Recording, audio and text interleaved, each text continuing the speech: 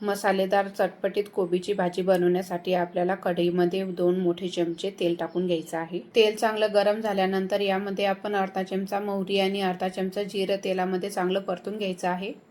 10-12 हिरव्या मिरच्या, अर्धा इंच आलं आणि 10-12 लसूणच्या पाकळ्या आपण खलबत्त्यामध्ये कुटून घेतलेले आहे, ते सुद्धा आपण यामध्ये घालून घेऊ। आणि यामध्ये अर्धा चमचा गरम मसाला घालून आपण हे मिश्रण अर्धा मिनिट चांगलं परतून घेऊ। नंतर यामध्ये आपण बारीक कट करून घेतलेला एक टोमॅटो यामध्ये टाकून घेऊ।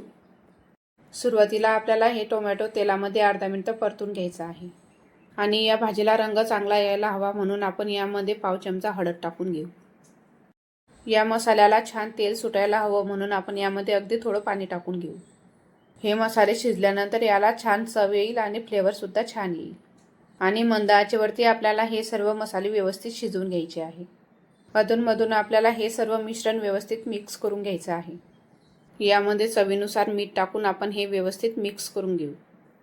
या मसाल्याला चांगलं तेल सुटल्यानंतर यामध्ये आपण बारीक कट करून घेतलेली कोबी टाकून घेऊ आणि चमच्याच्या सहाय्याने आपण सर्व मसाले या भाजीमध्ये व्यवस्थित मिक्स करून घेऊ आणि यावर झाकण ठेवून आपण 2 ते 3 मिनिट ही भाजी चांगली शिजवून घेऊ। अधूनमधून झाकण काढून आपल्याला ही भाजी हलवून घ्यायची आहे, म्हणजे कढईला ही भाजी चिटकायला नको। आणि भाजी शिजून झाल्यानंतर यावर आपण थोडा बारीक कट करून घेतलेला कोथिंबीर घालून घेऊ।